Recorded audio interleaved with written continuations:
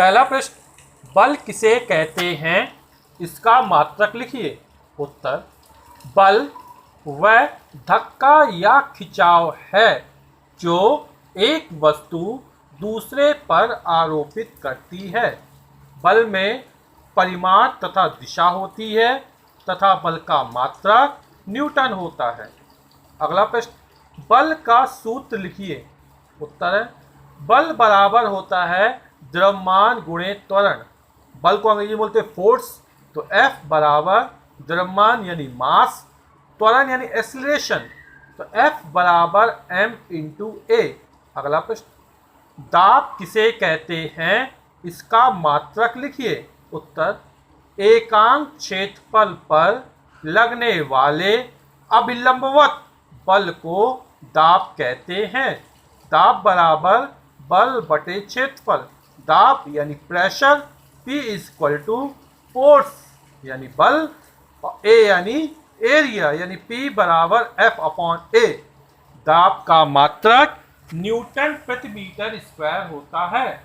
अगला प्रश्न, दाब के दैनिक जीवन में 3 प्रभाव लिखिए। उत्तर, पहला प्रभाव है सेब को पैनी छुरी से काटने पर आसानी से कटता है। दूसरा, दफ्ती में नुकीली पिन से छेद करना आसान होता है। तीसरा, मजदूरों को सिर पर पगड़ी पहनकर बोझा ढोना आसान लगता है। अगला प्रश्न, वायुमंडलीय दाब क्या है। उत्तर, पृथ्वी चारों तरफ वायु से घिरी है। पृथ्वी के चारों ओर वायु का यह आवरण वायुमंडल कहलाता है। वायुमंडल के कारण पृथ्वी की सतह पर जो दाब लगता है उसे वायुमंडलीय दाब कहते हैं। अगला प्रश्न, प्रामाणिक वायुमंडलीय दाब का मान लिखिए। उत्तर, समुद्र तल पर वायुमंडल का दाब पारे के 76 सेंटीमीटर ऊंचे स्तंभ के दाब के बराबर होता है। इसका मान 1.013 गुणे 10⁵ न्यूटन प्रति मीटर स्क्वायर होता है। अगला प्रश्न, स्थान के सापेक्ष वायु दाब किस प्रकार बदलता है, एक उदाहरण देकर समझाइए।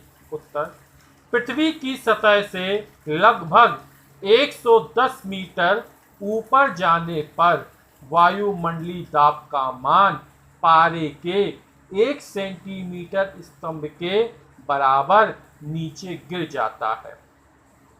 नैनीताल की समुद्र तल से ऊंचाई 1800 मीटर है। वहां पर वायु दाब का मान केवल 60 सेंटीमीटर पारे के स्तंभ के बराबर है। अगला प्रश्न, उत्प्लावन बल किसे कहते हैं।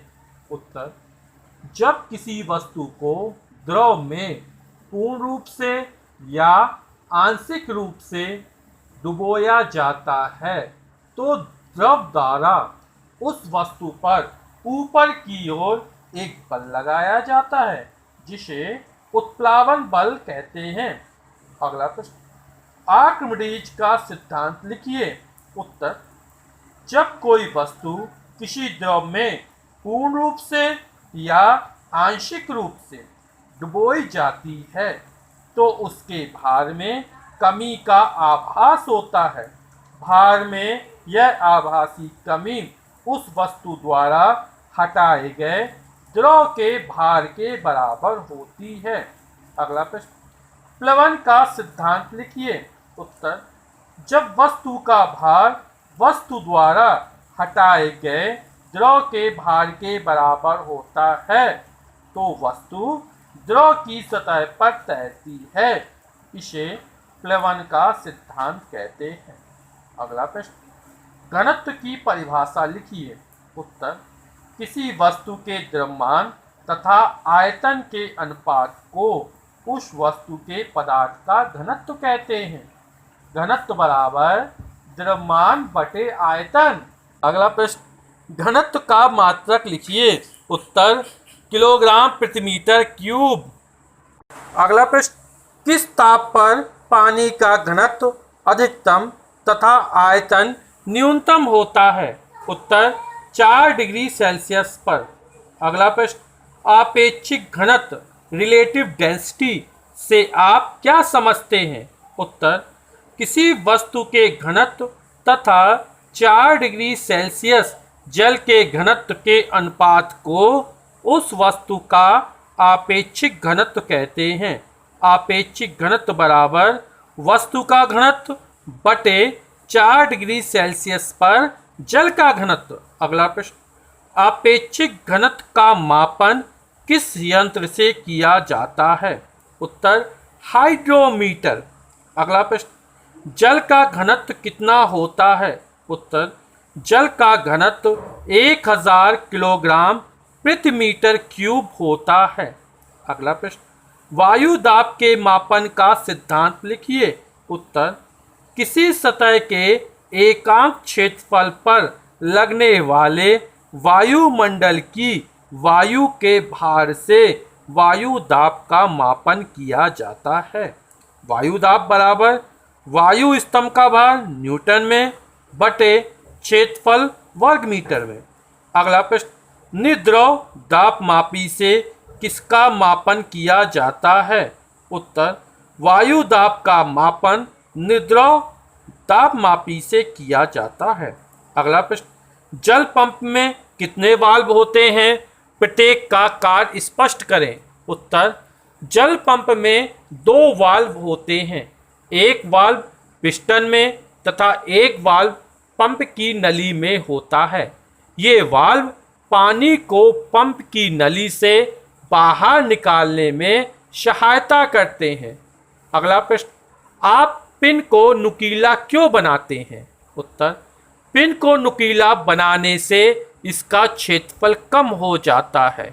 सूत्र P बराबर F/A, दाब बराबर बल बटे क्षेत्रफल से स्पष्ट है कि क्षेत्रफल कम होने से एक निश्चित बल के लिए दाब का मान बढ़ जाएगा। P बराबर F/A में A यानी क्षेत्रफल बटे में, तो क्षेत्रफल का मान जितना कम होगा एक निश्चित बल लगाकर हम दाब के मान को उतना ही बढ़ा सकते हैं। ज़्यादा बल लगाएंगे ज़्यादा दाब लगेगा, लेकिन यदि क्षेत्रफल कम कर देंगे तो भी दाब का मान बढ़ जाएगा। अगला प्रश्न, पास्कल किस भौतिक राशि का मात्रक होता है? उत्तर, दाब। अगला प्रश्न, द्रव के दाब का सूत्र लिखिए। उत्तर, द्रव का दाब बराबर द्रव स्तंभ की ऊंचाई गुणे द्रव का घनत्व गुणे गुरुत्वीय त्वरण, यानी द्रव का दाब प्रेशर P बराबर H यानी हाइट, D यानी डेंसिटी और G माने ग्रेविटेशनल एक्सीलरेशन, यानी P = HdG। अगला प्रश्न, पृथ्वी द्वारा सभी वस्तुओं पर लगाए गए आकर्षण बल को क्या कहते हैं? उत्तर, गुरुत्वाकर्षण बल। अभ्यास प्रश्न, निम्नलिखित प्रश्नों में सही विकल्प छांटकर अभ्यास पुस्तिका में लिखिए। दाब का मात्रक है, तो दाब बराबर तो बल बटे क्षेत्रफल, और बल का मात्रक होता है न्यूटन और क्षेत्रफल का मात्रक मीटर स्क्वायर, तो हो जाएगा हमारा न्यूटन प्रति मीटर स्क्वायर। यदि किसी वस्तु को जल में पूर्णतः डुबोने पर उस पर लगने वाला उत्प्लावन बल वस्तु के भार से कम है, उत्प्लावन बल कम है और वस्तु का भार क्या है? ज़्यादा है, वस्तु जल में डूब जाएगी, वस्तु सतह पर तैरेगी, वस्तु जल में कुछ डूबी हुई तैरेगी, वस्तु सतह के नीचे पूरी डूबी हुई तैरेगी। यदि किसी वस्तु का भार कैपिटल W है, ये वस्तु इसका भार कैपिटल W है और इस पर जो लगने वाला उत्प्लावन बल है, जो ऊपर की ओर लगने वाला बल है वो W1 है। अब क्या कंडीशन है? यदि वस्तु का भार W उत्प्लावन बल से कम है या बराबर है तो वस्तु क्या होती? तैर रही है। यदि भार कम है, उत्प्लावन बल ज़्यादा है, कुछ हिस्सा डूबेगा बाकी हिस्सा बाहर निकला रहेगा, और ये उत्प्लावन बल और वस्तु का भार दोनों बराबर हैं तो वस्तु द्रव में पूर्णतः डूबी हुई तैरी रहेगी। लेकिन यदि वस्तु का भार ज़्यादा है, उत्प्लावन बल कम है, तो वस्तु क्या हो जाएगी? डूब जाएगी। तो वस्तु 2 स्थितियों में तैर रही है। जब वस्तु का भार जो है उत्प्लावन बल के बराबर है या उत्प्लावन बल से कम है, तब वस्तु तैरेगी, नहीं तो वस्तु डूब जाएगी। तो यहाँ पर उत्प्लावन बल कम है और वस्तु का भार ज़्यादा है, इसलिए वस्तु क्या हो जाएगी, जल में डूब जाएगी। मात्रक एकांक क्षेत्रफल पर लगने वाला बल को, एकांक क्षेत्रफल पर लगने वाले अभिलंबवत बल को क्या कहते हैं, दाब कहते हैं। तो ये हो जाएगा दाब। यदि 1 मीटर लंबाई, 1 मीटर चौड़ाई तथा 1 मीटर ऊंचाई वाले बर्तन को पूरी तरह पारे से भर दें तो उस बर्तन में पारे का द्रव्यमान होगा। बर्तन में पारे द्वारा घेरा गया आयतन, आयतन बराबर तो लंबाई गुणे चौड़ाई गुणे ऊंचाई, तो लंबाई भी एक, चौड़ाई भी एक, ऊंचाई भी एक, 1 मीटर क्यूब, क्योंकि 1 मीटर लंबा, 1 मीटर चौड़ा, 1 मीटर ऊंचा है। घनत्व बराबर तो द्रव्यमान बटे आयतन, तो द्रव्यमान बराबर कितना हो जाएगा, घनत्व में आयतन का गुणा हो जाएगा। तो बर्तन में पारे का द्रव्यमान स्मॉल m बराबर पारे का आयतन गुणे पारे का घनत्व, और पारे का आयतन निकाला, कितना निकाला, 1 मीटर क्यूब, और पारे घनत्व होता 13.6 गुणे 10⁻³ किलोग्राम प्रति मीटर क्यूब, किलोग्राम प्रति मीटर क्यूब घनत्व का मात्रक। तो मीटर क्यूब से मीटर क्यूब कैंसिल, 13.6 गुणे 10⁻³ किलोग्राम। तो जो बर्तन में पारे का द्रव्यमान होगा वो 13,600 किलोग्राम होगा। तो इसका ये वाला विकल्प हमारा सही हो जाएगा। रिक्त स्थानों की पूर्ति करना है। किसी तल पर लगने वाले अभिलंबवत बल को क्या कहते हैं, दाब कहते हैं, प्रेशर। चाकू को रेत कर इसकी धार के क्षेत्रफल को कम करते हैं। क्षेत्रफल जितना कम होगा उतना ही कम बल लगाकर हम अधिक कार्य कर सकते हैं, मतलब जो भी फल वगैरह हैं वो आसानी से कट जाएंगे यदि क्षेत्रफल कम होगा। समुद्र तल पर सामान्य स्थिति में वायुमंडलीय दाब जो होता है पारिक स्तंभ के बराबर, और ये होता है 76 सेंटीमीटर पारिक स्तंभ के बराबर। फिर है घनत्व तथा के घनत्व का अनुपात आपेक्षिक घनत्व कहलाता है। तो ये हो जाए किसी वस्तु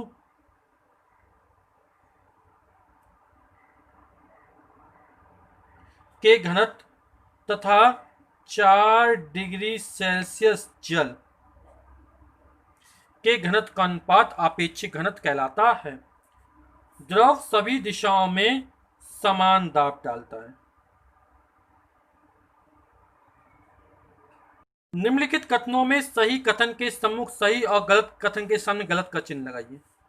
बल में परिमाण होता है किंतु दिशा नहीं होती। तो बल में परिमाण के साथ साथ दिशा भी होती है, इसमें लिखा दिशा नहीं होती, ये हमारा गलत हो जाएगा।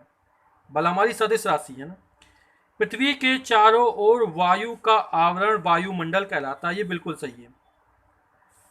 किसी नियत स्थान पर वायु दाब अलग अलग समय पर परिवर्तित हो सकता है, बिल्कुल परिवर्तित हो सकता है। द्रव बर्तन की दीवारों पर क्षैतिज दिशा में दाब नहीं डालता है, ये गलत है, बर्तन की सभी दिशाओं में दाब डालता है। किसी वस्तु को द्रव में डुबोने पर उसका भार बढ़ जाता है। जब वस्तु को द्रव में डुबोया जाता है तो भार कम प्रतीत होता है, क्योंकि क्या होता है, उत्प्लावन बल लगना प्रारंभ हो जाता है, तो वस्तु कुछ हल्की लगने लगती है। निम्नलिखित प्रश्नों का उत्तर एक शब्द में दीजिए। पृथ्वी द्वारा सभी वस्तुओं पर लगाया गया आकर्षण बल, इसको बोलते हैं गुरुत्वाकर्षण बल।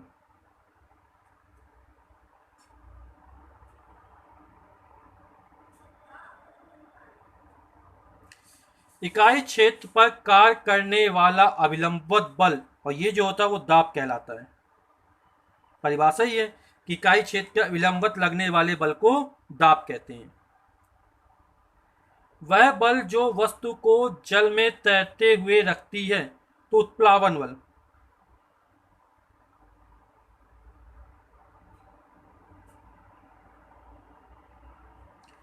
दाब का ऐसा ही मात्रक न्यूटन प्रति मीटर स्क्वायर।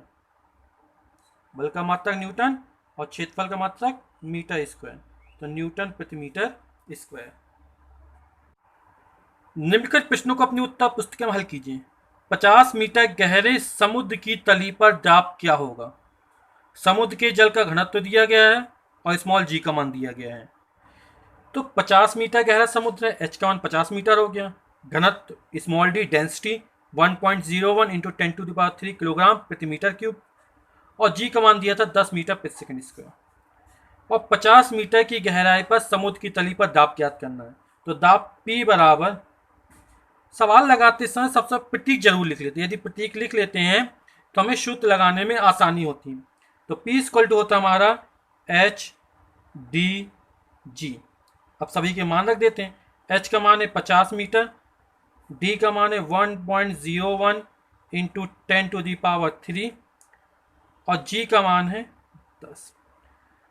हम लोग घातांक पढ़ चुके हैं ना, तो 10 की घाते 3 और ये 10 की घाते 1, आधार समान है, घाते जुड़ जाएंगी क्योंकि गुणा हो रहा है, तो ये हो जाएगा 10 की घाते 4, और 50 में इसका गुणा करेंगे 0, 5 एकम 5, 5 शून्यम 0, 5 एकम 5, और 2 अंक बाद दशमलव लगा, 2 अंक बाद दशमलव लगा देंगे। और यहाँ पर हो गया 10 की घाते 3 में 10 की घाते 1 का गुणा, तो 10 की घाते 4। यहाँ पर दशमलव 1 अंक खिसकाएंगे, जब दशमलव इस तरफ खिसकता है तब घात में 1 जोड़ देंगे, तो हो जाएगा 5.050 इंटू 10⁻4 + 1, यानी ये हो जाएगा हमारा 5.050 गुणे 10 की घाते 5, और दाब का मतलब क्या होता है, न्यूटन प्रति मीटर स्क्वायर। तो ये हमारा आंसर निकल आएगा 5.050 गुणे 10 की घाते 5 न्यूटन प्रति मीटर स्क्वायर। अगला सवाल, एक हाथी का भार 25,000 न्यूटन है, यदि उसके पैर के तलवों का क्षेत्रफल 0.25 मीटर स्क्वायर है तो उसके द्वारा आरोपित दाब की गणना कीजिए। तो हाथी का भार कैपिटल डब्ल्यू 25,000 न्यूटन दिया, और जो भार होता है वही आरोपित बल कहलाता है, जितना भार डालते वही बल कहलाता है। ये हम हो जाए कैपिटल F। पैर के तलवों का क्षेत्रफल 0.25 मीटर स्क्वायर, क्षेत्रफल यानी A, एरिया। आरोपित दाब प्रेशर यानी P ज्ञात करना है, और P बराबर होता है F/A। F का मान हमें दिया है 25,000 न्यूटन, क्षेत्रफल का मतलब मान दिया 0.25, 2 अंक बाद दशमलव हटाएंगे और 2 जीरो बढ़ा देंगे, तो कितना हो जाएगा, 25 से कम 25 कट जाएगा, 1 2 3 4 5, 1 2 3 4 5 आ जाएगा। तो यहाँ पर ही हो जाएगा 1 2 3 4 5, तो ये हो जाएगा 10 की घाते 5, 10 का 5 बार गुणा, और दाब का मात्रक होता है न्यूटन प्रति मीटर स्क्वायर। आंसर, दिखाइए कि जल पंप द्वारा 10 मीटर तक की गहराई से जल निकाल सकते हैं।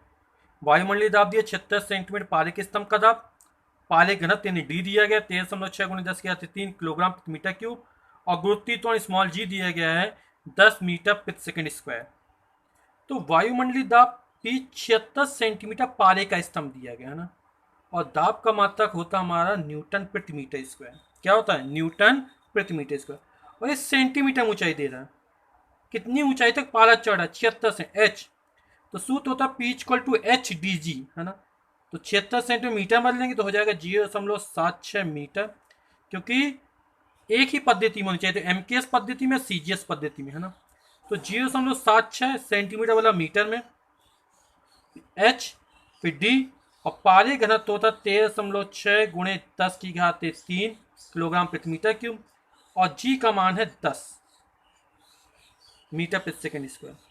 तब जब गुणा करेंगे इसका, तो गुणा 10 की घात 3 में 10 का गुणा करेंगे 10 की घात 4 हो जाएगा, और 13.6 में इसका गुणा करेंगे तो आएगा गुणनफल हमारा 10.336, और 10 की घात 3 में 10 का गुणा करेंगे 10 की घाते 4। अब ये हमारा हो जाएगा न्यूटन प्रति मीटर स्क्वायर।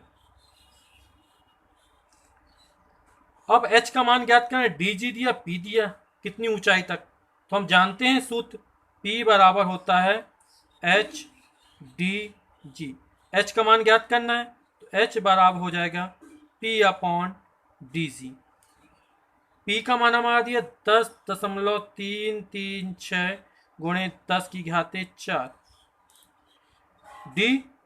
D का मान हमारा 1000 किलोग्राम है, यानी 10 की घाते 3, और G जी का मान है 10, तो ये हमारा हो जाएगा 10.336 गुणे 10⁴ 1000, यानी 10⁻³ और 10 का गुणा करेंगे 10⁻1 यानी पूरा गुणा कर देंगे तो ये हमारा हो जाएगा 10⁻4, 10,000 और 10,000 को लिख सकते 10⁻4, 10 का 4 बार गुणा, 10⁻4 से 10⁻4 कट जाएगा तो हमारा कितना आ जाएगा 10.336 मीटर।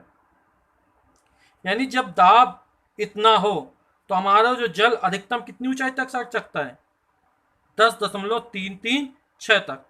तो हमसे बोल रहा है 10 मीटर तक की गहराई से जल निकालना है, तो क्या हो जाएगा हम जल पंप द्वारा 10.336 तक जल निकाल सकते हैं, इसलिए जल हम निकाल ले सकेंगे।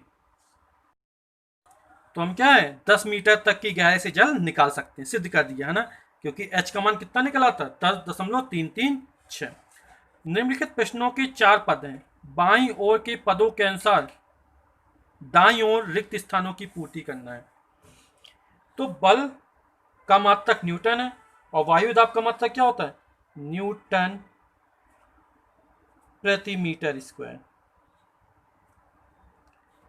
दाब का मात्रक पास्कल है और बल का मात्रक होता है न्यूटन। क्षेत्रफल का मात्रक वर्ग मीटर, आयतन का मात्रक घन मीटर या मीटर क्यूब। यदि W1 तथा W2 क्रमशः वस्तु का भार तथा उत्प्लावन बल हो, W1 वस्तु का भार W2 से कम है तो वस्तु तैरेगी। अब वस्तु का भार ज्यादा है, उत्प्लावन बल कम है तो वस्तु क्या होगी डूबेगी, तो वस्तु डूबेगी। संपर्क तल का क्षेत्रफल कम है तो दाब अधिक है, और संपर्क तल का क्षेत्रफल अधिक हो जाए तो संपर्क तल का क्षेत्रफल अधिक तो दाब में कमी होगी।